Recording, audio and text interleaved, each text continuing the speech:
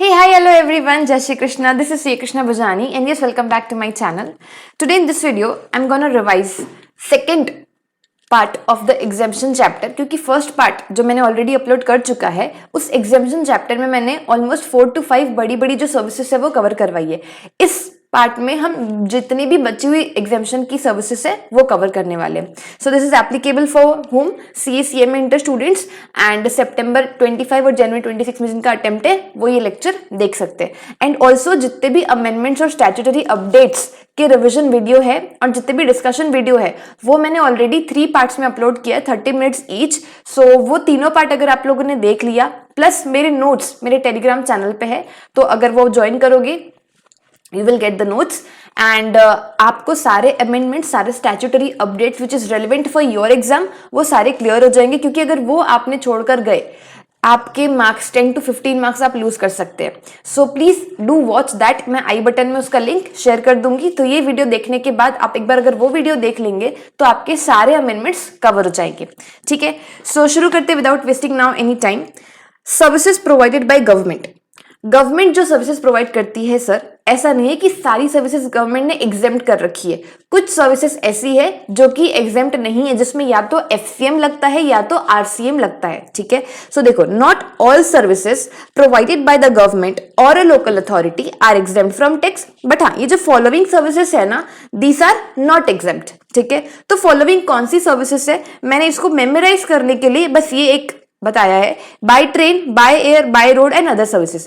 By train अगर होगा तो उसमें आपको ध्यान रखना है कि ये मिनिस्ट्री ऑफ रेलवे वाला पॉइंट की बात कर रहा है। बाय एयर से एयरक्राफ्ट और वेसल, बाय रोड से ट्रांसपोर्टेशन ऑफ गुड्स और पैसेंजर्स एंड अदर सर्विसेज में ये अदर सर्विसेज का पॉइंट। तो ये चारों आपको अच्छे से ध्यान में रहेंगे, by train, by air, by road and other services. Okay, come to by train. By train में कौन सा पॉइंट है? Services by the department of post and the ministry of railways, that is Indian railways. तो जो भी services department of post provide करता है, क्या वो एग्जेम्प्ट है सर? हाँ जी, वो एग्जेम्प्ट है, बट इस केस में वो एग्जेम्प्ट है। मैंने देखो यहाँ पे अंडरलाइन कर रखा है। ठीक है, यहाँ पर मैंने एक चार्ट बना दिया है कि सर्विसेज जो डिपार्टमेंट ऑफ पोस्ट देगा, अगर कौन सी सर्विसेज किसके लिए, पोस्ट कार्ड्स हो गए, इनलैंड लेटर हो गए, बुक पोस्ट हो गया, फिर ऑर्डिनरी पोस्ट हो गया, या फिर एनवेलप्स हो गए जिनका वेट कितना है, 10 ग्राम से कम है, लेस देन 10 ग्राम से, ये वाले की डिपार्टमेंट ऑफ पोस्ट की सर्विसेज क्या हो जाएगी, आपकी एग्जेम्प्ट हो जाएगी। बट इनकी डिपार्टमेंट ऑफ पोस्ट की जितनी भी अदर सर्विसेज है, इंक्लूडिंग व्हाट, स्पीड पोस्ट, अब DTDC कुरियर होता होगा, ठीक है, जो ब्लू डार्ट है, वो सब क्या है आपके, इंक्लूडिंग स्पीड पोस्ट, या फिर life insurance agency, express parcel post, जिसमें से स्पीडली आपके पास जो है वो कोरियर पहुंच जाते हैं, उसमें GST लगेगा FCM बेसिस पे। मतलब कौन टैक्स पे करेगा? The supplier, and here the supplier is हुम, डिपार्टमेंट ऑफ पोस्ट। समझ आई सर बात? सो डिपार्टमेंट ऑफ पोस्ट की सारी सर्विसेज एग्जेम्प्ट है क्या? सारी सर्विसेज एग्जेम्प्ट नहीं है, सिर्फ ये वाली सर्विसेज एग्जेम्प्ट है, बाकी ये जो है वो एग्जेम्प्ट नहीं है, इसमें FCM चार्ज होता है। ठीक है, coming to the Indian ministry of railways, that is Indian railways, इनकी भी कोई सारी सर्विसेज एग्जेम्प्ट नहीं है, कुछ कुछ सर्विसेज एग्जेम्प्ट है, वो मैंने यहां पर मेंशन किए। ये देखो सर, जो सर्विसेज प्रोवाइड करता है ministry of railways to individuals by way of what, sale of platform tickets, ठीक है, facility of retiring room, waiting room, cloak room. Cloak room services मतलब जहां पे आप अपना लगेज रखते हो, या फिर बैटरी ऑपरेटेड कार सर्विसेज, वहां पे अगर आप ज्यादा दूर है स्टेशन, मतलब बहुत सारे प्लेटफॉर्म्स है, तो एक प्लेटफॉर्म से दूसरे प्लेटफॉर्म में जाने के लिए आपको क्या यूज करना रहता है? Battery operated car services. अगर वो आप यूज करते हो तो वो वाली जो सर्विस होती है ना, दैट विल बी एग्जेम्प्ट। तो आप ध्यान रखना कि जो ministry of railway, that is Indian railway, अगर इंडिविजुअल्स को सर्विसेज प्रोवाइड करता है by what, by way of sale of platform tickets, या फिर फैसिलिटी ऑफ रिटायरिंग रूम और वेटिंग रूम्स, ठीक है, वेटिंग रूम्स में बैठे हुए हो, क्लोक रूम सर्विसेज मतलब लगेज रखने के लिए, बैटरी ऑपरेटेड कार सर्विसेज, ये सारी services ministry of Indian railway provide करता है तो एग्जेम्प्ट है, अदरवाइज FCM बेसिस पे टैक्सेबल होता है। ठीक है, now services provided by one zone division of Ministry of Railways, Indian Railways to another zone division under Ministry of Railways और Indian Railways। तो अगर एक Ministry of Railway का डिवीजन दूसरे Ministry of Railway के डिवीजन को कोई service provide करता है, that also will be what, exempt। तो ये दो सर्विस ध्यान रखना, फॉरवर्ड Ministry of Railways। ठीक है, now coming to the second, by train हो गया, by air services in relation to an aircraft और अ वेसल इनसाइड और outside the precincts of an airport और अ पोर्ट। तो अगर एयरक्राफ्ट की सर्विसेज के रिलेटेड या फिर वेसल की सर्विसेज से रिलेटेड अगर कोई सर्विस देता है गवर्नमेंट, तो फिर वो क्या हो जाएगी सर, एफसीएम बेसिस पे टैक्सेबल हो जाएगी। क्योंकि आप देखो यहां पर डिपार्टमेंट ऑफ पोस्ट भी कुछ एक्सेप्शंस के बाद टैक्सेबल होता है एफसीएम में, ठीक है, और मिनिस्ट्री ऑफ रेलवे भी एफसीएम बेसिस पर टैक्सेबल होता है। तो गवर्नमेंट अगर एयरक्राफ्ट वेसल की सर्विसेज देती है इन रिलेशन टू एयरक्राफ्ट और वेसल, उस केस में भी क्या हो जाएगा सर, वो एफसीएम बेसिस पर टैक्सेबल हो जाएगा, ठीक है। ये हो गया बाय एयर। अब आते हैं बाय रोड। बाय रोड में ट्रांसपोर्टेशन ऑफ गुड्स या फिर पैसेंजर की सर्विस अगर गवर्नमेंट देता है, that also will be taxable under forward charge mechanism, ठीक है। ये हो गया आपका bye rail, bye train, by air और बाय रोड, तीनों ध्यान हो गया आपको, ठीक है। उसके बाद अपन आते हैं अदर सर्विसेज में। अदर सर्विसेज में क्या लिखा है देखो, any service other than services covered above, इन सर्विसेज को छोड़ के, and renting of immovable property provided to what. तो आपको इस कोई भी सर्विसेज हो लेकिन अदर देन ये सारी सर्विसेज और रेंटिंग ऑफ इमूवेबल प्रॉपर्टी की, क्योंकि वो हम बात करने वाले हैं यहां पर, ठीक है। मैं आपको बता देती हूँ, देखो यहाँ पे मैंने मार्क कर दिया renting of immovable property which is explained here. तो अगर कोई भी government renting of immovable property की सर्विस देती है, किसको देती है, रजिस्टर्ड पर्सन को देती है, ठीक है। अगर government renting of immovable property की सर्विस गवर्नमेंट रजिस्टर्ड पर्सन को देती है, तो उसमें आरसीएम बेसिस पर टैक्स लगेगा, ठीक है। और अगर रेंटिंग ऑफ इमूवेबल प्रॉपर्टी की सर्विस गवर्नमेंट किसी अनरजिस्टर्ड पर्सन को टैक्स देती है, मतलब सामने वाला रेसिपिएंट क्या है, अनरजिस्टर्ड है, उस केस में फॉरवर्ड चार्ज मैकेनिज्म में टैक्स लगेगा। लेकिन हाँ, अगर आपका रेंट अप टू 5,000 रुपीज है, then it will be what, exempt, ठीक है। और डिटेल के लिए आप इसको आरसीएम चैप्टर से लिंक करके मेरे आरसीएम चैप्टर का रिवीजन वीडियो देख सकते हैं, एंड मैंने इसका एक शॉर्ट वीडियो भी बनाया था जिसका लिंक मैं अभी डिस्क्रिप्शन इसमें आई बटन में शेयर कर दूंगी, तो वो आप तुरंत देख सकते हैं, कुछ अराउंड 1 मिनट का है। तो 1 मिनट में मैंने पूरा रेंटिंग ऑफ इमूवेबल प्रॉपर्टी को अच्छे से एक्सप्लेन किया, ठीक है sir. Now coming to other services. Other services में अगर कोई भी सर्विस गवर्नमेंट देता है, किसको, बिजनेस एंटिटी को, जो कहां पे लोकेटेड है, टैक्सेबल टेरिटरी में लोकेटेड है, एंड उस बिजनेस एंटिटी का जो एग्रीगेट टर्नओवर है, ठीक है, एग्रीगेट टर्नओवर कब, in the preceding financial year, अगर वो लेस देन और इक्वल्स टू रजिस्ट्रेशन लिमिट है, मतलब फॉर एग्जांपल रजिस्ट्रेशन लिमिट आपकी 20 लाख है, क्योंकि 20 लाख क्रॉस करोगे तो आपको मैंडेटरीली जीएसटी में क्या करना पड़ेगा, रजिस्ट्रेशन लेना पड़ेगा। अगर आपका 20 लाख से कम है, less than equal to 20 lakh, उस केस में कोई भी सर्विस अगर बिजनेस एंटिटी को मिलती है तो that will be what, exempt from GST.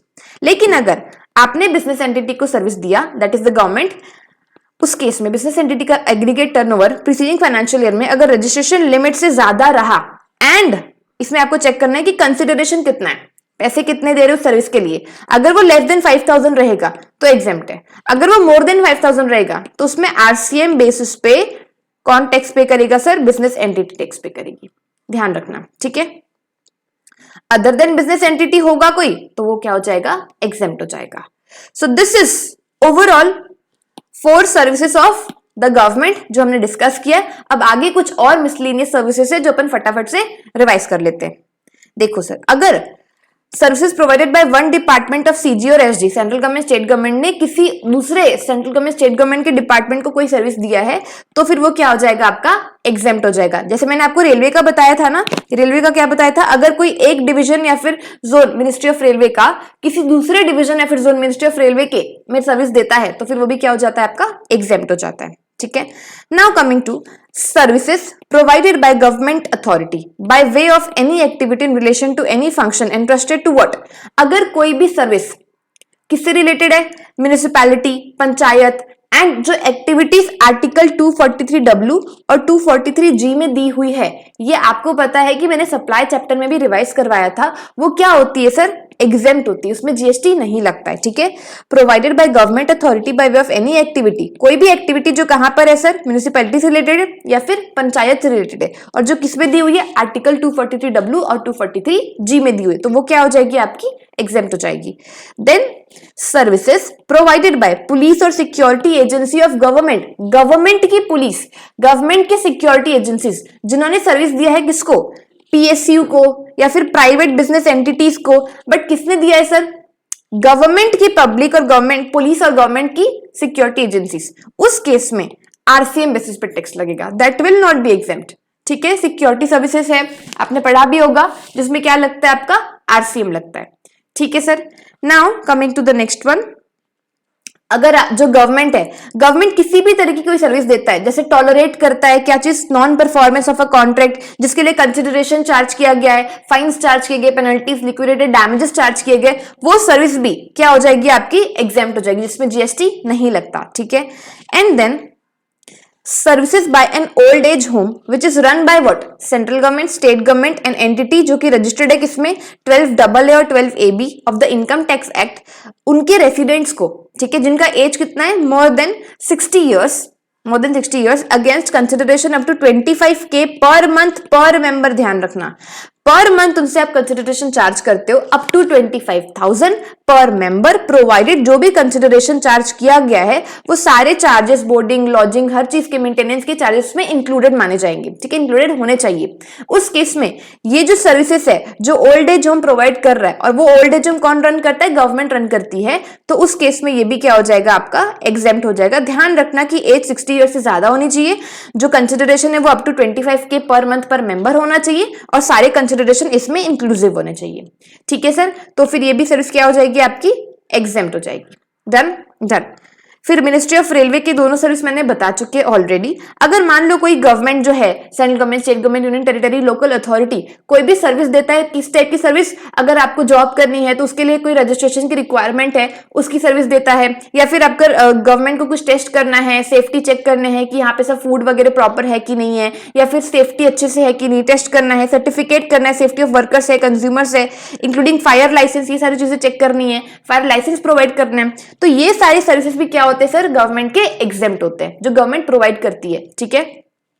उसके बाद अगर central government, state government, union territory, local authority जो है वो कौन सी सर्विस प्रोवाइड कर रही है? By way of issuance of passport, visa, driving licence, birth certificate, death certificate, ये सर्टिफिकेट्स अगर आप लेने जाते हो, this service by the government is also exempt from GST. ठीक है।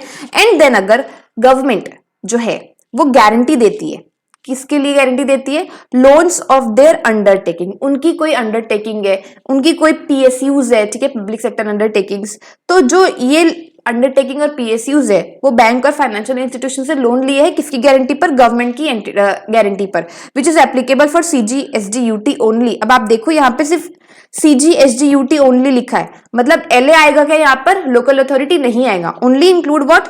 सेंट्रल गवर्नमेंट, स्टेट गवर्नमेंट और यूनियन टेरिटरी। ठीक है। Now coming to the last some points. Services provided by CGSDUT LA by way of what? Assignment of a right to use natural resources. अगर जो government है वो services provide करती है किसके थ्रू? By providing right to use natural resources. किसको? Individual farmer को। क्यों? ताकि वो प्लांट्स कल्टीवेट कर सके, सारे लाइफ फॉर्म्स ऑफ एनिमल को रेयरिंग कर सके, लेकिन हाँ एक्सेप्ट हॉर्सेस, हॉर्सेस में जीएसटी लगेगा, बट बाकी एनिमल्स, जो बाकी लाइफ फॉर्म्स है एनिमल्स के, उस पे नहीं लगेगा। ठीक है। Cultivation of plants, rearing of all forms of animals for what? Food, fibre, fuel, raw material और अदर सिमिलर प्रोडक्ट्स। ठीक है। ये भी सर्विस क्या होती है? गवर्नमेंट की एग्जेम्प्ट होती है। Now coming to services provided by CGSDUT by way of what? Deputing officers. जो डेप्यूटिंग ऑफिसर्स होते हैं, जो गवर्नमेंट ऑफिसर्स होते हैं, ठीक है, वो कौन सी सर्विस प्रोवाइड करते हैं और कब प्रोवाइड करते हैं? कब प्रोवाइड करते हैं? आफ्टर ऑफिस आवर्स, हॉलीडेज में प्रोवाइड करते हैं। और किस चीज की सर्विस प्रोवाइड करते हैं? फॉर इंस्पेक्शन और कंटेनर स्टफिंग और such other duties import export के रिलेटेड। ठीक है। On payment of what? Merchant overtime charges. तो ये भी क्या होता है आपका? एग्जेम्प्ट होता है। ठीक है। उसके बाद services supplied by state government to excess royalty collection contractor by way of assigning the right to collect royalty on behalf of state government and the mineral dispatched by the mining leaseholders subject to specified conditions. इसमें क्या होता है ना sir, for example government ने mining की rights दिया किसको? Mining operator को। ठीक है। तो ये माइनिंग ऑपरेटर क्या देगा सर? रेंट देगा या फिर फीस देगा, रॉयल्टी देगा गवर्नमेंट को। ठीक है। Now government wants what? Fixed rent. तो गवर्नमेंट ने, स्टेट गवर्नमेंट ने किसको अपॉइंट किया? ERCC। ERCC कौन है यहाँ पर? आपका एक्सेस रॉयल्टी कलेक्शन कॉन्ट्रैक्टर। तो ERCC जो है ना, इसको माइनिंग ऑपरेटर जो है वो क्या प्रोवाइड करेगा? रॉयल्टी, जिसमें जीएसटी लग जाएगा। तो जब ऑलरेडी माइनिंग ऑपरेटर ने जब ईआरसीसी को रॉयल्टी पे की है तब जीएसटी लग चुका है। तो जब ईआरसीसी गवर्नमेंट को ये रॉयल्टी पे करेगा, ठीक है, जितना फिक्स्ड हुआ है, तो ये रॉयल्टी जो है इसमें जीएसटी नहीं लगेगा। समझ आई बात? जितने में मान लो फॉर एग्जांपल 50 लाख की रॉयल्टी पे हुई है, ठीक है, और गवर्नमेंट को देनी है मान लो 40 लाख, तो जो एक्सेस रॉयल्टी है, हाँ, एक्सेस रॉयल्टी में हो सकता है तो ईआरसीसी क्या करेगा, जीएसटी पे करेगा, लेकिन जो रॉयल्टी में ऑलरेडी जीएसटी पे हो चुका है उस पे वापस से ईआरसीसी जो है वो जीएसटी पे नहीं करेगा। ये चीज वहां पे लिखी है। By way of assigning the right to collect royalty on behalf of state government and the mineral dispatched by the mining lease holder subject to specified conditions. ठीक है, नाउ लास्ट जो सर्विसेज कौन प्रोवाइड करता है, rehabilitation professionals, जो कि कहां recognised है, आरसीआई एक्ट में, बाय रिहैबिलिटेशन थेरेपी और counselling and such other activities covered by the said act. कहां पर, मेडिकल एस्टैब्लिशमेंट्स में, एजुकेशन इंस्टीट्यूशंस में, या फिर कोई भी रिहैबिलिटेशन सेंटर्स में, जो कौन एस्टैब्लिश किया है sir, establish by the state government, central government, union territory, any entity registered under section 12 A B of income tax act. ये ध्यान रखना, अदरवाइज ये एग्जाम नहीं होगा। जब एग्जाम कब होगा, जब ये एंटिटी कहां पे रजिस्टर्ड है, 12 एबी में of the income tax act. ठीक है, so these are all this services which is provided by government, जिसमें कुछ एग्जेम्प्ट है, किसी में आरसीएम लग रहा है, किसी में एफसीएम लग रहा है।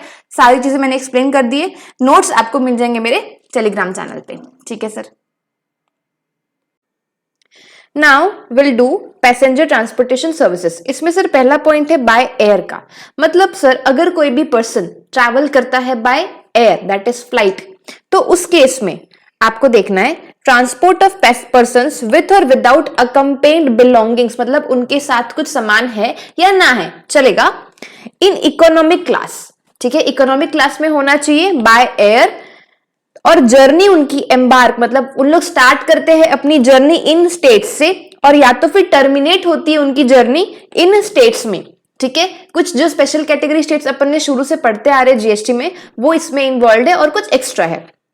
सो देखिए, अरुणाचल प्रदेश, असम, मणिपुर, मेघालय, मिजोरम, नागालैंड, सिक्किम, त्रिपुरा और at Bagdogra located in West Bengal.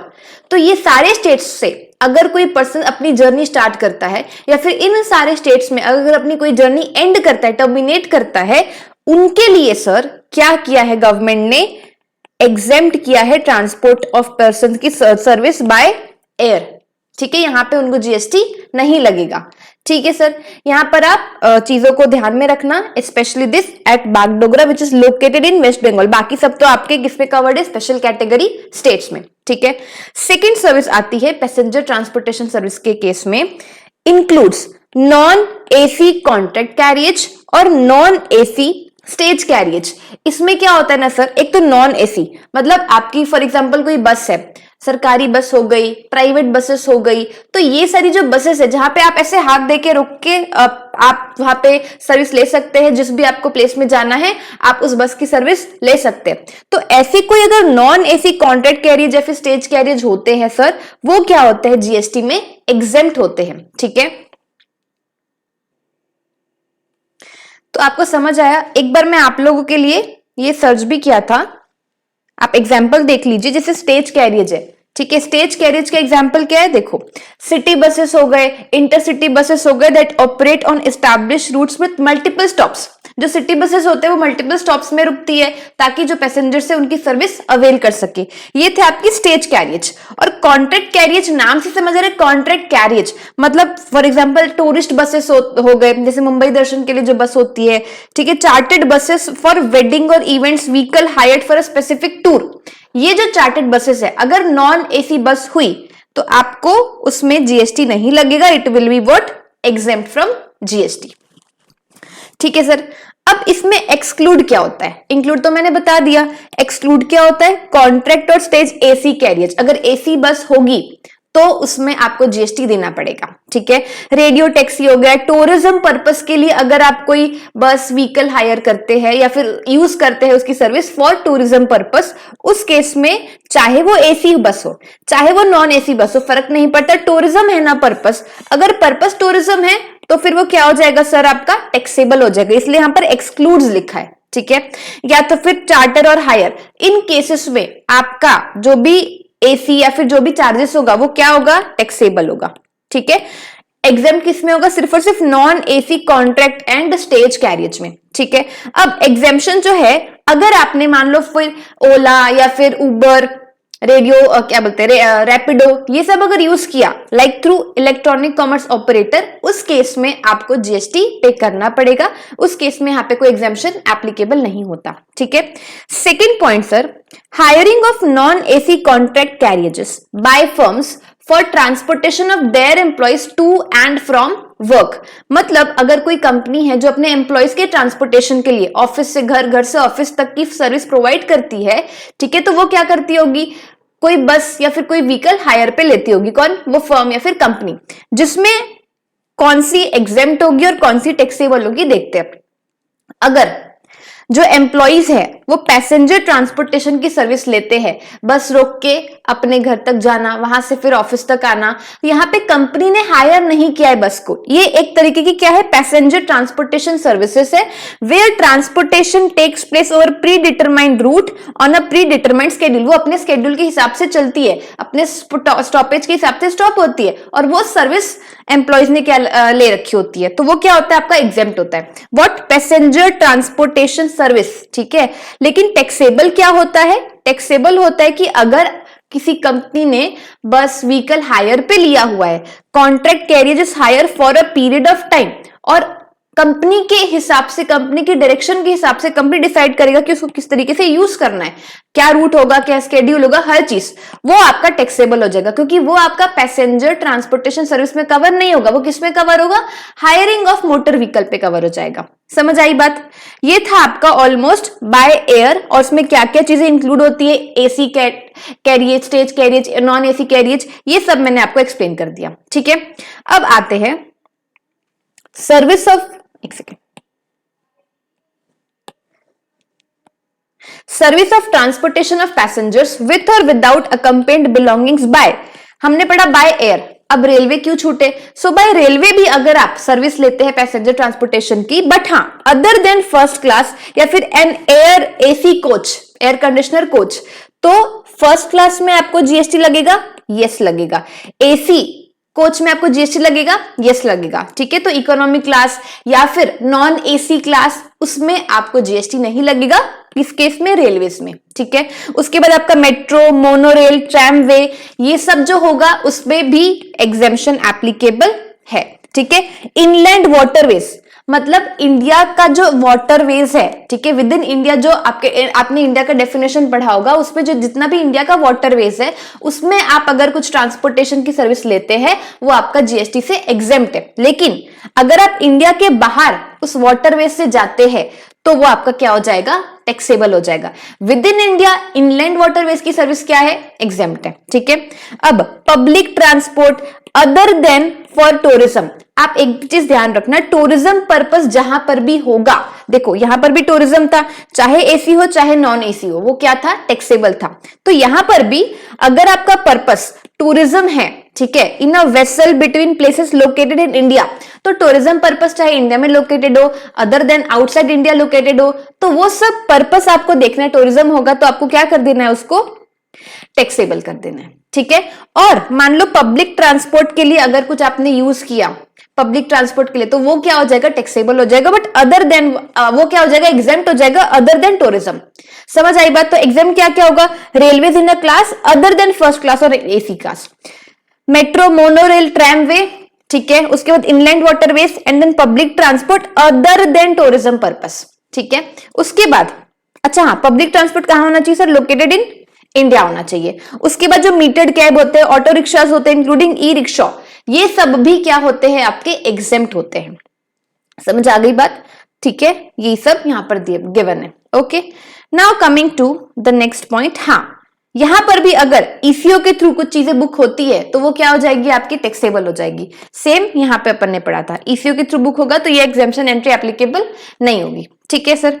Now ये देखो, services provided by central government by way of transport of passengers by air, embarking from और terminating at regional connectivity scheme airport, ये क्या होता है? देखो, against consideration in the form of viability gap funding, इसमें क्या होता है ना सर, कुछ कुछ ऐसे स्टेट्स होते हैं जहां पर जो क्या बोलना चाहिए, आपके जो फ्लाइट एयरपोर्ट्स होते हैं, वो जो एयरलाइंस कंपनीज होती है ना, वहां पर ज्यादातर एयरपोर्ट्स बंद रखती है या फिर ज्यादा एयरपोर्ट की सर्विस प्रोवाइड नहीं करती है, फ्लाइट्स की सर्विस प्रोवाइड नहीं करती है।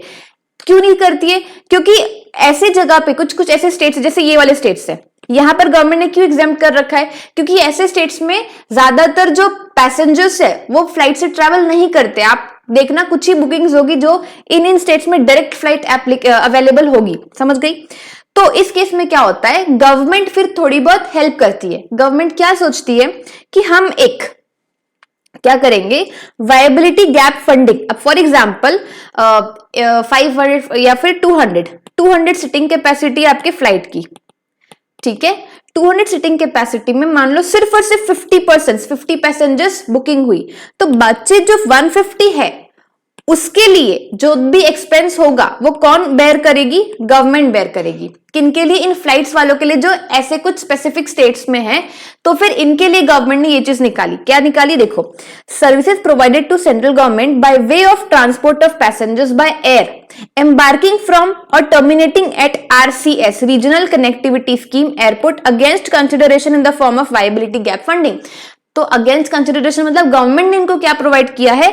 वायबिलिटी गैप फंडिंग प्रोवाइड की है। मतलब जो गैप है पैसेंजर्स का, उसका फंडिंग हम करेंगे। बट क्या गवर्नमेंट आजीवन ये फंडिंग जो है वो करती रहेगी क्या? नहीं। न्यूली मतलब मान लो, nothing content in this entry shall apply on और after the expiry of the period of 3 years from the date of commencement of operations at the regional connectivity scheme airport. अगर एयरपोर्ट को शुरू हुए 3 साल से ज्यादा हो गया तो उसके लिए एप्लीकेबल नहीं है। बस कमेंसमेंट से 3 साल तक के पीरियड तक गवर्नमेंट ये चीज हेल्प करेगी, फंडिंग कर देगी। तो ये भी क्या होता है सर? एग्जेम्प्ट होता है। मैंने डिटेल में एक्सप्लेन कर दिया है, आई होप आपको समझ आया हो, ठीक है? अब ये देखो, clause D of entry number 17 में क्या बोलता है? Would apply two tickets purchase. जो फेरी होती है ना, अगर आप लोगों ने देखा होगा, जो वाटर्स में फेरीज के थ्रू टूरिज्म पर्पस के लिए भी और कुछ लोग पब्लिक ट्रांसपोर्टेशन के लिए भी वो यूज करते हैं। सो वो फेरीज अगर चाहे वो ओन्ड और operated by private sector enterprise हो या फिर गवर्नमेंट सेक्टर एंटरप्राइज भी उसको क्या बोल सकते हैं? ओन कर सकती है। अगर वो पब्लिक ट्रांसपोर्टेशन के लिए यूज होता है तो वो क्या हो जाएगा? एग्जेम्प्ट हो जाएगा। और मैंने आपको बताया कि टूरिज्म हर पर्पस में, हर सर्विस में अगर टूरिज्म आपका पर्पस है तो वो क्या होता है? आपका टैक्सेबल होता है, ठीक है? ये public transport means that transport should be open to public. अगर ये आपका सर्विस है, इस पर्पस से आप ये फेरी का जो भी यूज कर रहे हो, तो फिर वो क्या हो जाएगा? आपका एग्जेम्प्ट हो जाएगा, ठीक है? ठीक है सर, ये आपकी पैसेंजर ट्रांसपोर्टेशन की सर्विस होती है खत्म। अब करते हैं अपन कंस्ट्रक्शन सर्विस। कंस्ट्रक्शन सर्विस क्या होता है सर? जैसे मान लो आपने कोई लेबर कॉन्ट्रैक्ट की सर्विस ली, प्योर लेबर कॉन्ट्रैक्ट की सर्विस ली, और किस स्कीम के अंतर्गत? इस स्कीम के housing for all, urban mission, प्रधानमंत्री PM आवास योजना, ठीक है? ये सब योजना के अंतर्गत अगर आपने प्योर लेबर कॉन्ट्रैक्ट की सर्विस लिया है, ठीक है, of construction, erection, commissioning, installation, बनाने से लेकर हर चीज, fitting out, repair, maintenance, renovation, alteration of a civil structure या फिर कोई भी other original work pertaining to the beneficiary led individual house construction से लेकर किसी भी तरीके की सर्विस अगर आपने लेबर से ली है, प्योर लेबर कॉन्ट्रैक्ट की सर्विस ली है अंडर दिस स्कीम्स, पूरी की पूरी क्या हो जाएगी? आपकी एग्जेम्प्ट हो जाएगी, ठीक है? अब ये कौन सा है? Pure labour contracts of construction, erection, commissioning or installation of original works pertaining to a single residential unit otherwise than a part of a residential complex। यहां पर बात किसकी हो रही है सर? ओरिजिनल वर्क्स की, ठीक है? जिसमें आपका क्या होगा? Construction, erection, commissioning, installation. क्या यहां पर कहीं भी repair, fitting out, renovation, alteration दिख रहा है क्या? नहीं। आपने जो सर्विस ली है ना, वो ओरिजिनल वर्क के पर्टेनिंग ही ली है, और सिंगल रेसिडेंशियल यूनिट मतलब आप कोई बिल्डिंग कॉम्प्लेक्स नहीं बना रहे हो, अपने लिए खुद का एक सिंगल रेसिडेंशियल यूनिट बना रहे हो, उसके लिए अगर ने प्योर लेबर कॉन्ट्रैक्ट की सर्विस लिया है तो वो भी क्या हो जाएगा? आपका एग्जेम्प्ट हो जाएगा।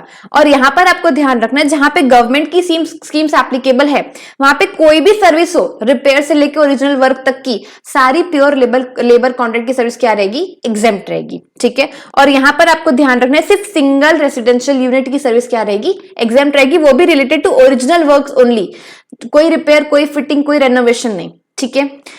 Now coming to the last one of construction service, services supplied by electricity distribution utilities by way of construction, erection, commissioning या फिर installation of infrastructure for what? Extending the electricity distribution network up to the tube well of the farmer or agriculturist for agricultural use. Agricultural use के लिए अगर कोई electricity distribution utilities कोई service provide करती है, क्या एक्सटेंड करने के लिए जो डिस्ट्रीब्यूशन नेटवर्क है इलेक्ट्रिसिटी का, तो ये जो सर्विस प्रोवाइड करेंगे वो भी जीएसटी से क्या हो जाएगा सर, एग्जेम्प्ट हो जाएगा, ठीक है। Now coming to banking and financial services, तो कुछ स्पेसिफाइड बैंकिंग सर्विसेज है जो जीएसटी से एग्जेम्प्ट है, ठीक है। फटाफट इंपॉर्टेंट चीजें अपन रिकॉल करते हैं। Services by way of extending deposit, loan, advances, जो बैंक सर्विस देती है, किसकी डिपॉजिट्स देती है, लोन्स देती है, एडवांसेस देती है, और उनको इनकम किससे होती है, इंटरेस्ट और डिस्काउंट से, तो ये वाली जो इनकम है, ठीक है, ये क्या होती है सर, एग्जेम्प्ट फ्रॉम जीएसटी, ठीक है। बट हाँ, यहाँ पे ये क्या कवर नहीं होगा, does not cover investment by way of equity और any other manner where the investor is entitled to share of profit. जहां पर इन्वेस्टमेंट्स की बात है जिसमें किनको मिलेगा, इन्वेस्टर्स को प्रॉफिट मिलेगा, शेयर ऑफ प्रॉफिट मिलेगा, तो वो वाली चीज इस एग्जेम्पशन एंट्री में कवर्ड नहीं है। कवर्ड कौन सी है, जो बैंक्स प्रोवाइड करती है डिपॉजिट, लोन, एडवांसेस, जिसमें उनको इस चीज का इंटरेस्ट मिलता है, ठीक है, कंसिडरेशन फॉर्म ऑफ मिलता है इंटरेस्ट और डिस्काउंट के में, तो ये आपका एग्जेम्प्ट होगा जीएसटी से, ठीक है। अभी इलस्ट्रेशंस ऑफ सर्विसेज जो कि एग्जेम्प्ट होती है, आपको अगर इंटरेस्ट मिल रहा है किसमें, फिक्स डिपॉजिट में, सेविंग डिपॉजिट में, फिर कोई भी अदर डिपॉजिट में जो जहां पर आपने क्या कहां पर किया है, बैंक या फिर फाइनेंशियल इंस्टीट्यूशंस में किया है, ठीक है, या तो फिर हो सकता है यस आपने अगर कोई एफडी किया, सेविंग्स डिपॉजिट किया, इसमें आपको क्या हो रहा है, इंटरेस्ट हो रहा है, ये इंटरेस्ट पे जीएसटी नहीं लगता, ऑलमोस्ट किसी भी इंटरेस्ट पे जीएसटी नहीं लगता, जिस पे लगता है वो मैं अभी आपको बताती हूँ।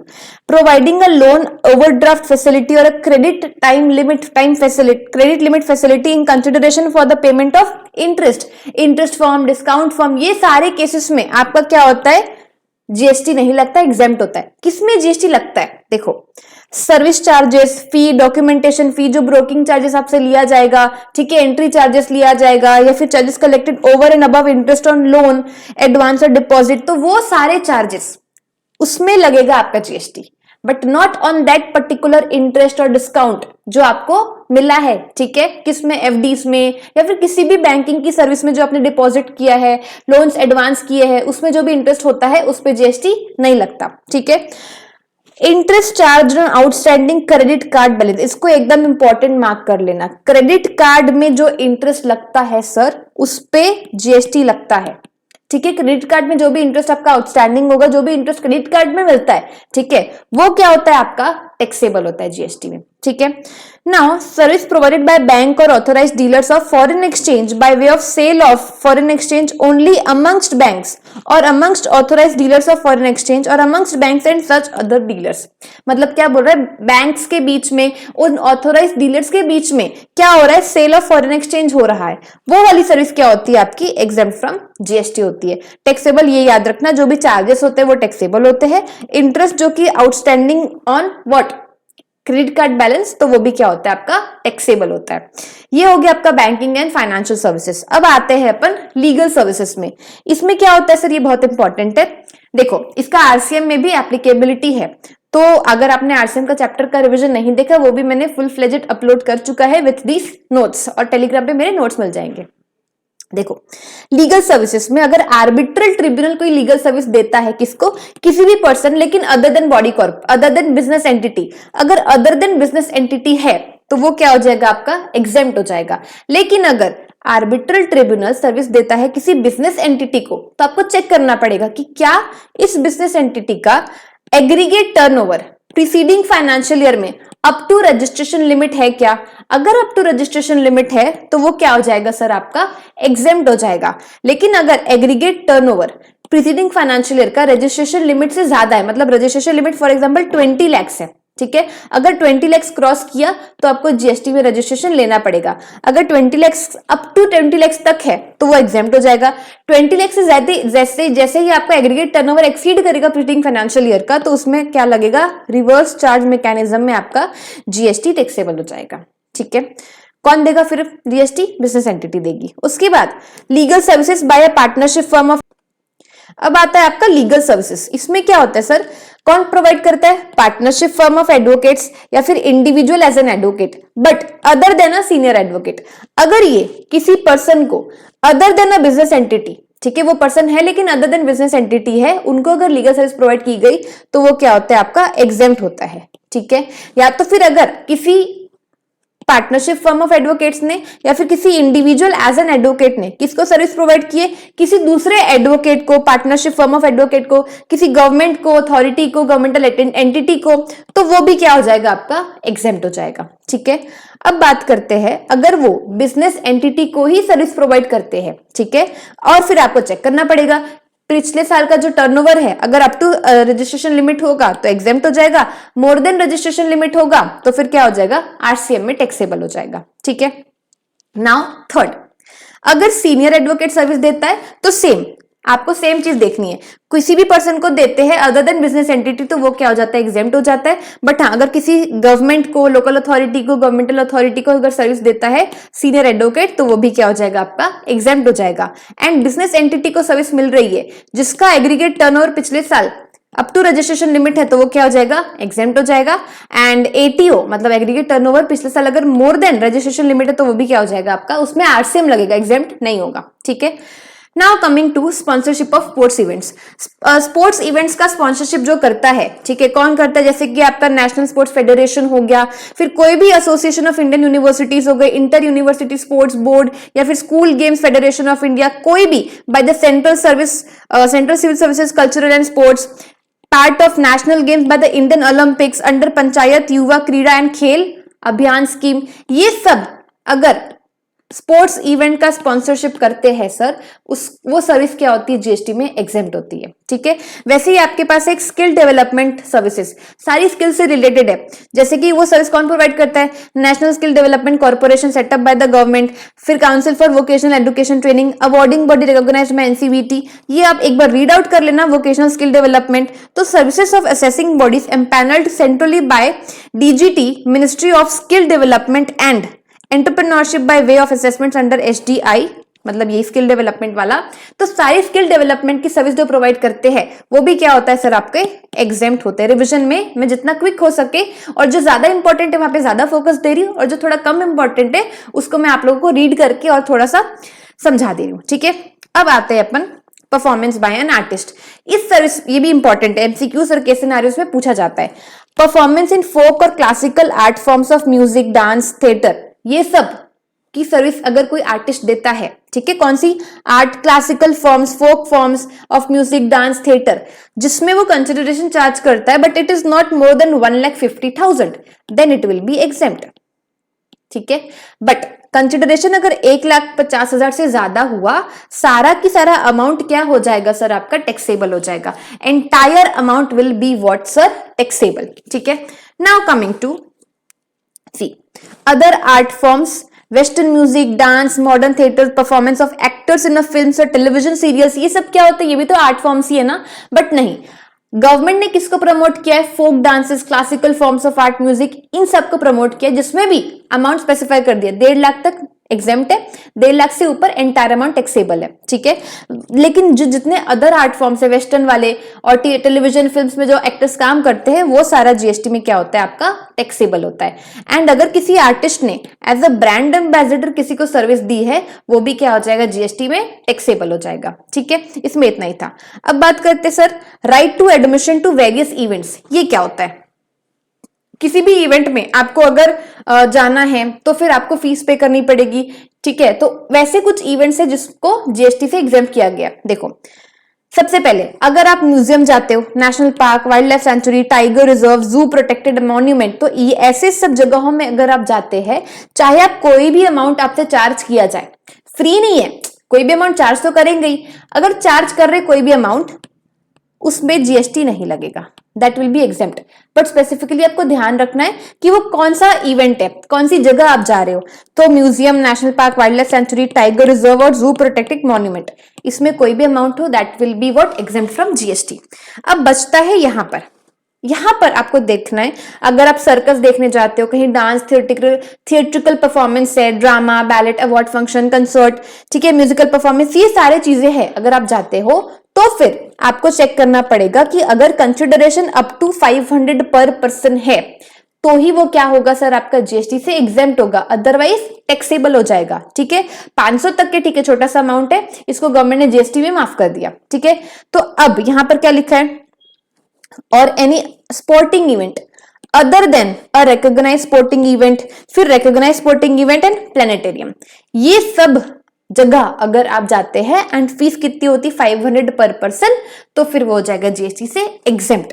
अभी देखो रिकॉग्नाइज स्पोर्ट इवेंट क्या होता है, वेयर पार्टिसिपेटिंग टीम और individual represent any district, state, zone और country which is organised by whom, national sports federation, association of Indian universities, inter university sport boards, फिर आपका school games federation of India, all India sports council for the deaf, Paralympic committee of India, special Olympics Bharat, ये सारे लोग मिलकर क्या organise करते हैं, ये पूरा स्पोर्टिंग इवेंट। ठीक है, एंड रिकॉग्नाइज स्पोर्ट्स बॉडी कौन सी होती है, तो ये सारी बॉडीज होती है रिकॉग्नाइज स्पोर्ट्स बॉडी, जैसे आपका इंडियन ओलंपिक एसोसिएशन हो गया, स्पोर्ट्स अथॉरिटी ऑफ इंडिया हो गया, national sports federation, recognise ministry of sports and youth affairs of central government, ये सारे मैंने आपके लिए लिख दिए, तो just read it out. But आपको ध्यान क्या रखना है सर, ये वाला, ये ध्यान रखना, म्यूजियम, नेशनल पार्क, ये सब में किसी भी अमाउंट में आपको लगे जीएसटी नहीं लगेगा, कोई भी अमाउंट हो चाहे। बट हाँ, अगर ऐसी जगह में आप जाते हैं, ठीक है, तो वहां पे कंसिडरेशन देखना पड़ेगा, अप टू 500 पर पर्सन है तो उसमें जीएसटी नहीं लगेगा, अदरवाइज जीएसटी लगेगा। ठीक है, now coming to another, life insurance business services and general insurance business services, इसमें पढ़ाने लायक ऐसा कुछ नहीं है, इसमें मेजरली आपके पास स्कीम्स दी हुई है जो आपको एक बार रीड आउट करनी है। ठीक है, बट याद करने लायक जो है मैंने आपको रेड में मार्क कर दिया है, देखो what is life insurance business services provided by way of annuity under national pension scheme, या फिर life insurance service to army, navy, air force, coastal guard, CAPF under group insurance scheme। उसके बाद life insurance business services provided under following schemes, जैसे कि जनश्री बीमा योजना, आम आदमी बीमा योजना, life micro insurance product approved by IRDA, जो छोटी इंश्योरेंस प्रोडक्ट कंपनीज होती है, जो किसने अप्रूव किए, IRDA ने अप्रूव किए, तो आपको यहाँ पे चेक करना है, जिसका मैक्सिमम अमाउंट ऑफ कवर कितना होगा, ₹2 लाख, हो सकता है एमसीक्यू में पूछ ले, अप टू 2 लाख तक क्या होना चाहिए, वो एग्जेम्प्ट होना चाहिए, तो मैक्सिमम अमाउंट ऑफ कवर क्या है, ₹2 लाख। बाद में आप सारी क्या करना, जो स्कीम्स है उसका एक बार नाम रीड आउट कर लेना। वैसे आपके पास जनरल इंश्योरेंस बिजनेस सर्विसेज है, ये सारे नाम मैंने यहाँ पर मेंशन कर दिए। एक चीज यहाँ पे ये चीज ध्यान रखना जो मैंने आपको बोल्ड में करके दी है, सर्विसेज बाय वे ऑफ री insurance of the insurance schemes, आपने एक इंश्योरेंस करवाया, उस इंश्योरेंस का भी इंश्योरेंस कराया, जिसको बोलते हैं अपन री इंश्योरेंस। ठीक है, तो वो री इंश्योरेंस भी इसमें कवर्ड है। ठीक है, और एक वर्ड था आपके पास रेट्रोसेशन, ये क्या होता है, इसका मतलब होता है आपने इंश्योरेंस का इंश्योरेंस करा है, उसको बोलोगे री इंश्योरेंस। अब उस री इंश्योरेंस में भी आपका ऐसा डर है कि कहीं कुछ ज्यादा लॉस हो गया, कुछ रिस्क है क्या, उस री इंश्योरेंस का भी आपने फर्दर क्या करवाया, इंश्योरेंस कराया, जिसको अपन क्या बोलते हैं, रेट्रोसेशन। ठीक है, means reinsurance transaction where by part of assumed reinsurance risk, जिसमें री इंश्योरेंस रिस्क को क्या किया जाता है, कवर किया जाता है। समझ आ गई बात? Okay sir, now coming to pension schemes, services by collection of contribution under Atal Pension Yojana, pension schemes of state governments are exempt under GST।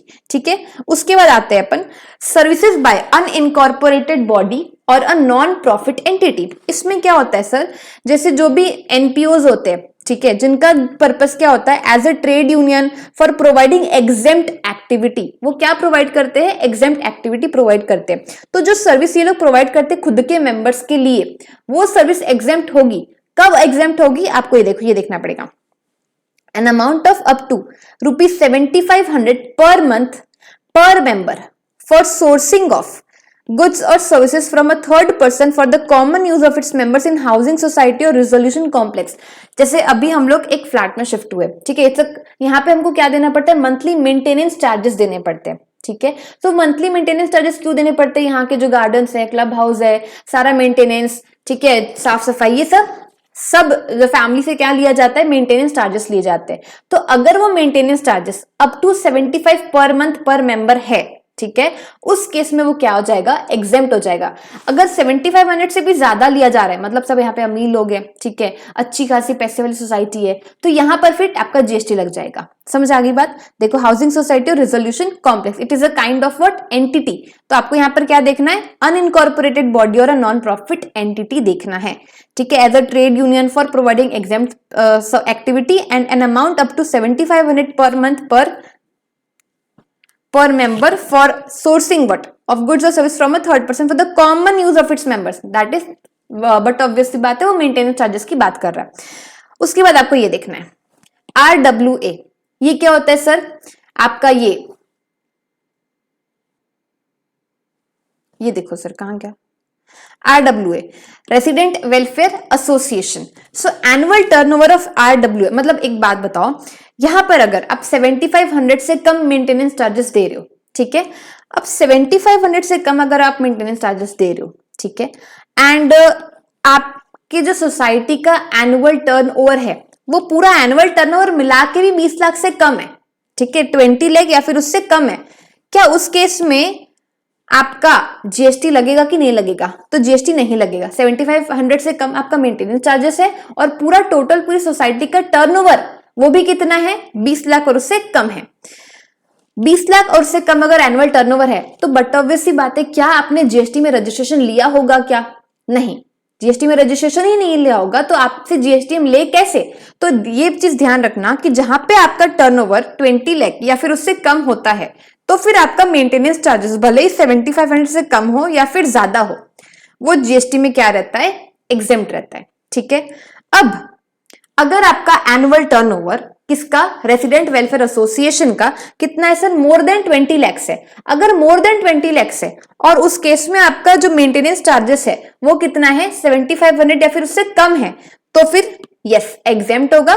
लेकिन ये भी मोर मतलब 12 लाख से ज्यादा एंड अगर 7500 से भी ज्यादा है तो वो क्या हो जाएगा आपका, टैक्सेबल अंडर जीएसटी। तो यहाँ पे वेदर एग्जेम्प्ट, तो फिर इट इज नॉट एग्जेम्प्ट। और यहाँ पे ये चीज ध्यान रखना है कि जो स्पेशल कैटेगरी स्टेट्स है ना, मणिपुर, मिजोरम, नागालैंड और त्रिपुरा, वहां पे 10 लाख की एप्लीकेबिलिटी रहेगी, ठीक है। सो ये भी आपका हो गया। हाँ, एक चीज और, services provided by such entity or body engaged in what activities related to welfare of industrial, agricultural, labor or farmers, promotion of trade, commerce, industry, agriculture, art, science, ये सबके प्रमोशन के लिए अगर जो एंटिटी सर्विस प्रोवाइड करती है किसको, खुद के मेंबर्स को, और उनके मेंबर्स की जो मेंबरशिप फीस है वो कितनी है, अप टू 1000 पर मेंबर पर ईयर, पूरे साल में हर मेंबर से सिर्फ कितना लिया जा रहा है, 1000 एज अ मेंबरशिप फी। तो ये भी क्या हो जाएगा, जीएसटी से एग्जेम्प्ट हो जाएगा। पर्पस देख लेना, welfare of industry, agriculture, labour, ये सभी होना चाहिए, ठीक है sir. Leasing services, leasing services में सर जो अपफ्रंट अमाउंट पेबल होता है और लॉन्ग टर्म लीज की बात कर रहे हैं, दैट इज 30 इयर्स और मोर, ठीक है, ये कौन प्रोवाइड करता है सर, लीज किस चीज का, इंडस्ट्रियल प्लॉट का, plot for development of infrastructure for financial businesses के लिए। तो ये सारे प्लॉट्स वगैरह सब कौन प्रोवाइड करता है, लीज में कौन प्रोवाइड करता है, state government, industrial development corporations और अंडरटेकिंग्स और बाय एनी अदर एंटिटी जिसमें 20% और मोर ओनरशिप किनकी है, गवर्नमेंट्स की है, central government, state government, union territory. तो ये सारी सर्विस प्रोवाइड किसको की जा रही है, इंडस्ट्रियल यूनिट और इंडस्ट्रियल डेवलपर्स को, ठीक है। तो ये वाली जो अपफ्रंट अमाउंट है इस पे भी जीएसटी नहीं लगेगा, ठीक है। उसके बाद आता है आपका बिजनेस फैसिलिटेटर और बिजनेस करस्पॉन्डेंट, ये आपने आरसीएम चैप्टर में भी पढ़ा होगा। तो सर ये एग्जेम्पशन में क्या कर रहा है, एग्जेम्पशन में सर देखो, बिजनेस फैसिलिटेटर या फिर बिजनेस करस्पॉन्डेंट अगर जो सर्विस प्रोवाइड करते हैं किसको, बैंकिंग कंपनी को, with respect to accounts in its rural branch area, यहाँ पर ब्रांच बात हो रही है रूरल ब्रांच एरिया की, रूरल एरिया ब्रांच की, तो रूरल एरिया में जो उनकी ब्रांच होगी बैंकिंग की, उसमें जो बिजनेस फैसिलिटेटर और करस्पॉन्डेंट सर्विस प्रोवाइड करते हैं वो क्या होता है आपका, जीएसटी में एग्जेम्प्ट होता है, ठीक है। उसके बाद कोई भी पर्सन एज एन इंटरमीडियरी अगर बिजनेस फैसिलिटेटर या फिर बिजनेस करस्पॉन्डेंट को सर्विस प्रोवाइड करता है, देखो पहला हमने पढ़ा कि बिजनेस फैसिलिटेटर या फिर बिजनेस करस्पॉन्डेंट अगर सर्विस प्रोवाइड करता है किसको, बैंकिंग कंपनी को, कौन से में, रूरल एरिया ब्रांच में, एग्जेम्प्ट फ्रॉम जीएसटी। अगर इनको कोई सर्विस प्रोवाइड करता है तो वो भी एग्जेम्प्ट है, और बिजनेस फैसिलिटेटर या फिर बिजनेस करस्पॉन्डेंट किसी इंश्योरेंस कंपनी को सर्विस प्रोवाइड करता है जो कहां लोकेटेड है, रूरल एरिया में, तो वो भी क्या होती है, जीएसटी में एग्जेम्प्ट होती है। ठीक है sir. Now coming to services provided by specified bodies. इसमें क्या होता है सर, जो एम्प्लॉय स्टेट इंश्योरेंस कॉर्पोरेशन है, आपका सीएमपीएफओ है, coal mine provident fund organisation, फिर employ provident fund organisation, national pension scheme trust, ये सब जो स्पेसिफाइड बॉडीज है जो सर्विस प्रोवाइड करती है वो भी जीएसटी में क्या है सर, आपकी एग्जेम्प्ट है। ठीक है। नाउ कमिंग टू, हमने क्या पढ़ा था पहले, सर्विसेज प्रोवाइडेड बाय गवर्नमेंट। जो गवर्नमेंट सर्विस प्रोवाइड करता है उसमें तो अपन ने जीएसटी के इंप्लीकेशंस देख लिए, बट गवर्नमेंट को जो सर्विस प्रोवाइड करती है उसमें क्या जीएसटी के इंप्लीकेशंस होंगे। जो गवर्नमेंट को प्योर सर्विसेज प्रोवाइड की जाती है या फिर कंपोजिट सप्लाई की गुड्स या फिर सर्विस, कंपोजिट सप्लाई में गुड्स एंड सर्विस बोथ होता है, ठीक है, या तो फिर गुड्स कोई भी कॉम्बिनेशन होता है, तो composite supply of goods and services जिसमें value of supply of goods 25% से ज्यादा नहीं है, मेजरली क्या है, वो सर्विस ही प्रोवाइड कर रहा है। ठीक है। उस किसको, central government, state government, union territory, local authority, और किसके अंडर, आर्टिकल 243G पंचायत और म्यूनिसिपैलिटी, आर्टिकल 243W, ये रिलेटेड की जो सर्विस अगर प्रोवाइड की जाती है किसको, सेंट्रल गवर्नमेंट, स्टेट गवर्नमेंट को, तो फिर वो क्या होता है सर, आपका जीएसटी में एग्जेम्प्ट होता है। ठीक है। उसके बाद चाहे आपका water supply, public health, sanitation, conservancy, solid waste management, slum improvement, upgradation किसको प्रोवाइड किया जाता है, गवर्नमेंटल अथॉरिटी को, तो वो भी क्या होता है, जीएसटी से एग्जेम्प्ट होता है।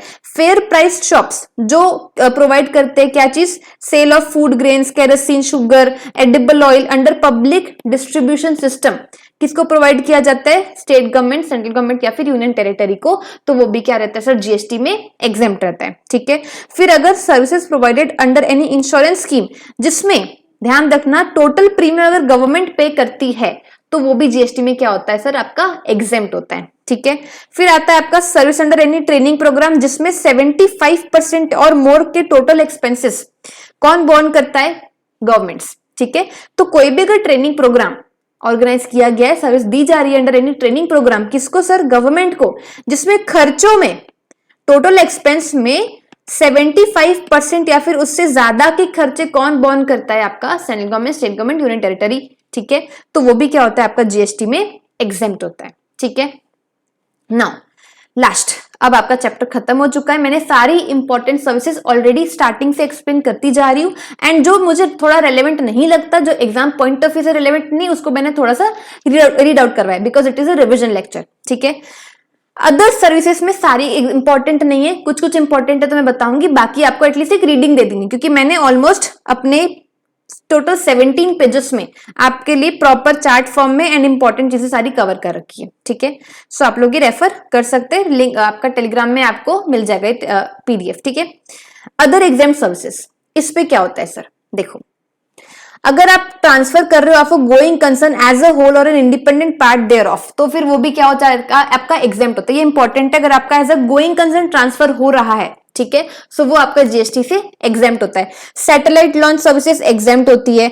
Services by way of giving on hire, अगर आप हायर पे देते हो, किसको हायर पे देते हो, टू अ ट्रांसपोर्ट अंडरटेकिंग, क्या चीज, motor vehicle which is meant to carry more than 12 passengers, ऐसी मोटर व्हीकल को हायर दे रहे हो, किसको, स्टेट ट्रांसपोर्ट अंडरटेकिंग को, जिसकी कैपेसिटी कितनी है sir, to carry more than 12 passengers. या फिर आप हायर पे दे रहे हो टू अ लोकल अथॉरिटी, क्या हायर पे दे रहे हो, इलेक्ट्रिकली ऑपरेटेड व्हीकल मतलब ईओवी, जिसमें 12 पैसेंजर से ज्यादा कैरी कर सकते हैं। एंड किसको दे रहे हो आप सर, हायर पे services to a GTA, a means of transportation of goods.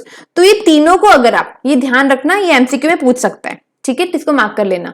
So motor vehicle meant to carry more than 12 passengers, electrically operated vehicle meant to carry more than 12 passengers, ये इनको अगर service मिलती है by giving on higher, तो फिर क्या होता है सर, वो जीएसटी से एग्जेम्प्ट होता है। ठीक है।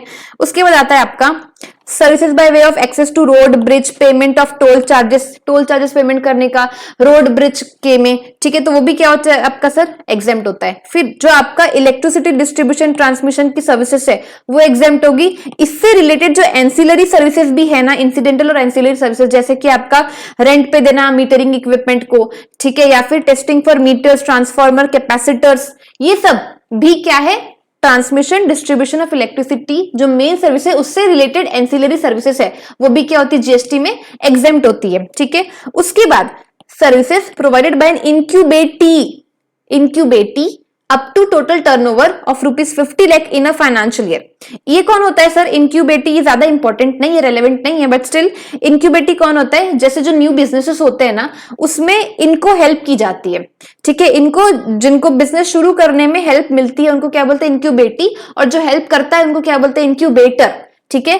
और आप अगर इनका टर्नओवर छोटे ही है, अभी स्टार्ट किए हैं, ठीक है, अप टू कितना टर्नओवर 50 लाख का turnover in a financial year, provided total turnover 50 lakh से एक्सीड नहीं करना चाहिए, एंड बोल रहा है कि 3 इयर्स, मतलब अगर बहुत पुराना फर्म है तो हम हेल्प नहीं करेंगे, ठीक है, हम एग्जेम्प्ट नहीं करेंगे, जैसे से एग्जेम्प्ट नहीं करेंगे, लेकिन up to a period of 3 years has not elapsed from the date of entering into an agreement as an incubatee, ठीक है।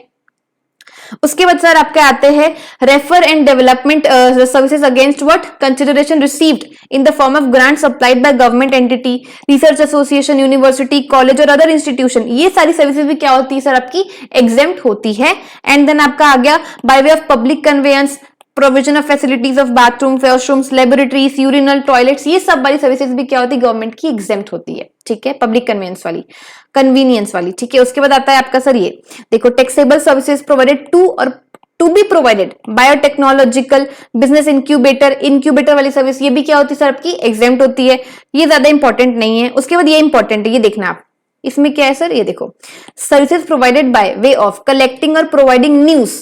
अगर जो जर्नलिस्ट होते हैं वो न्यूज प्रोवाइड करते हैं, कलेक्ट करते हैं, प्रोवाइड करते हैं, independent journalist, press trust of India, United new India, ठीक है, यूनाइटेड न्यू ऑफ इंडिया, ये सब क्या होता है सर आपका जीएसटी से एग्जेम्प्ट होता है।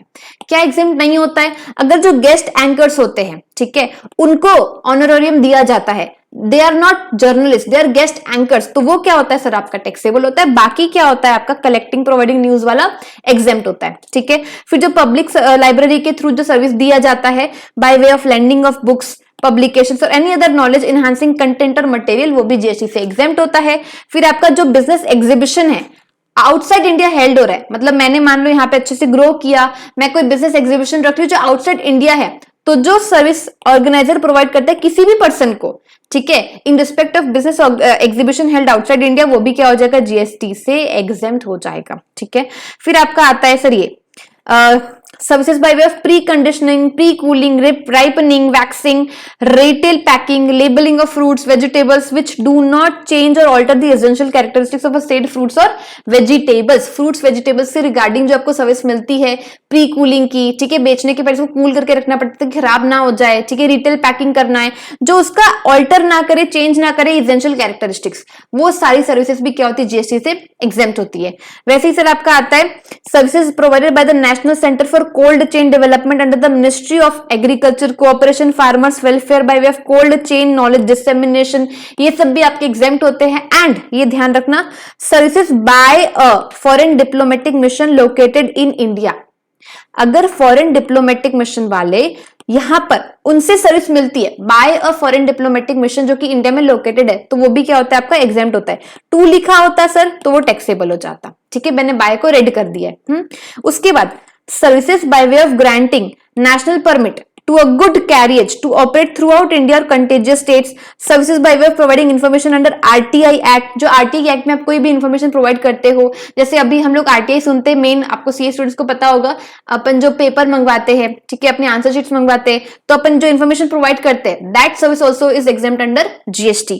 उसके बाद last and it is important services provided to recognize sports body by an individual as a player, referee, coach, team manager। ध्यान रखना player, referee, coach, team manager जो है वो अगर सर्विस प्रोवाइड करता है किसी रिकॉग्नाइज स्पोर्ट्स बॉडी को, तो वो भी क्या होता है जीएसटी से एग्जेम्प्ट होता है। लेकिन player, referee, coach, team member for participation in a sporting event organised by a RCB, मतलब अगर मान लो उसमें होगा जो कमेंट्री वाले कमेंटेटर्स है, ठीक है, या फिर आपके अंपायर्स है, वो सब जो सर्विस प्रोवाइड करते हैं, जो यहाँ पर मेंशन नहीं है उनकी सर्विस क्या होती है टैक्सेबल होती है, बट जो यहाँ पर मेंशन है, ठीक है, दो उनकी सर्विस क्या होगी एग्जेम्प्ट होगी अंडर जीएसटी, ठीक है। सो ये आपका पूरा डन हो चुका है एग्जाम्शन का चैप्टर। फर्स्ट पार्ट में मैंने ऑलमोस्ट 4 से 5 सर्विस पूरी बड़ी वाली करवाई थी, बाकी की जितनी भी सर्विसेज है हमने आज इस पार्ट में रिवाइज कर चुकी है। सो आई होप आपको ये रिविजन क्विक मैनर पे पूरा एग्जाम्शन चैप्टर रिवाइज किया होगा आपने। एंड अगर थोड़ी सी भी हेल्प हुई हो तो प्लीज मुझे कमेंट सेक्शन में बताइएगा, एंड नोट्स कैसे लगे वो भी बताना, एंड कुछ भी अगर और सजेशंस है या फिर कुछ दिक्कत है, डाउट्स है, तो वो आप लोग मुझे कमेंट सेक्शन में पूछ सकते हैं। ठीक है, तो मिलते हैं नेक्स्ट वीडियो पे, and till then all the best, bye bye.